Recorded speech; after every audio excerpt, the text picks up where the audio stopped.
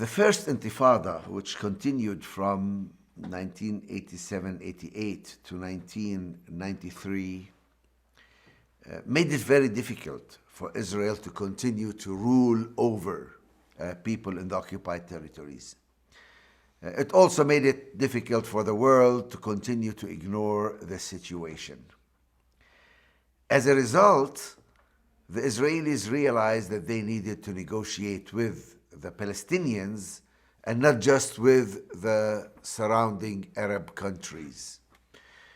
The result was a major historic meeting between President Yasser Arafat and Prime Minister Yitzhak Rabin under the auspices of President Clinton at the White House. Basically, the PLO was recognizing the State of Israel, while the State of Israel was recognizing the PLO as a representative of the Palestinian people. That led to extensive negotiations over how do we proceed, in theory, towards the two-state solution. What was suggested was known as the Oslo Accords because the Norwegians were involved in the negotiations.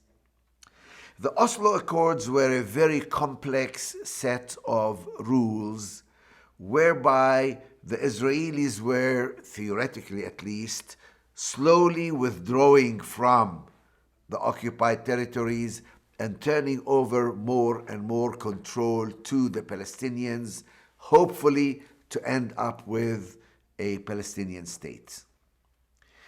Unfortunately, for some people from the very beginning, the goal was not a Palestinian state, but the goal was to create a system for managing the local population while Israel keeps its continued occupation. It's very important to understand the details of how the process worked. The process of Oslo was built on dividing the West Bank into three different types of areas or zones. Area A, which you see on the map, is the area which is already densely populated by Palestinians. This area was designated to be under the control of a newly created Palestinian Authority. Now, in terms of area, this was not very much. This was like 3% of the West Bank, excluding East Jerusalem. But it was where most Palestinians were concentrated. And Israel was very happy to allow the newly created Palestinian Authority to run the affairs of people in Area A. You understand, though, Area A was not connected to each other, so they had to move from one part of Area A to another part by going through Israeli-controlled areas. Second was, again on the map, is Area B. Area B was supposedly joint Palestinian civil control and Israeli security control. About 23% of the West Bank was Area B. Basically, the Palestinian Authority would run the civilian affairs, would provide the services to the population, health, education, and daily governance. But Israel had what's called security control, which means its soldiers could come and go as they pleased, and they would really run the security aspects. Area C, which is most of the West Bank, about 72% of the West Bank, contained all the settlements, as well as all the remaining land in between. Now, the interesting thing is that Area C is all fully connected to each other. They don't need to go through any checkpoints. It's also connected to Israel. So that Area C was under full Israeli control. The Palestinian Authority and the Palestinian police and the Palestinian regulations had no authority over Area C whatsoever. The idea was that more and more of the West Bank would be switched from Area C to B and eventually to A, and Area A would eventually grow to become a Palestinian state. Now, there were certain problems with this idea, but there was a lot of goodwill and there was a lot of euphoria. And people said, yes, we work step by step towards solving the problem. We will leave the difficult questions till the end.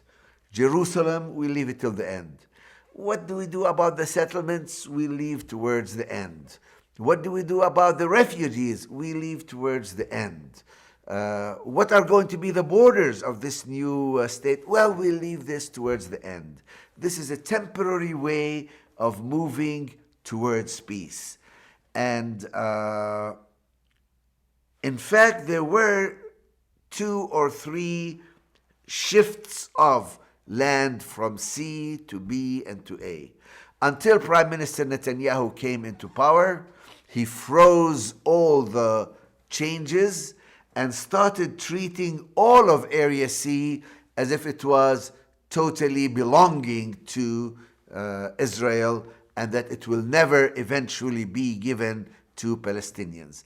In fact, today, Palestinians are not allowed to build or utilize their own lands which are in Area C, and the settlers feel that this is now going to become part of the State of Israel, and there are continuing calls to annex all Area C into Israel because this would give them a lot more land without a lot of people. So the Oslo process, which started with so much hope and so much momentum towards a two-state solution, turned into something that confirmed the occupation and made it a permanent state of affairs. This time with Palestinian approval, Palestinian participation, Palestinian cooperation, as the Palestinian Authority started doing the job of the occupation in relating to its own people.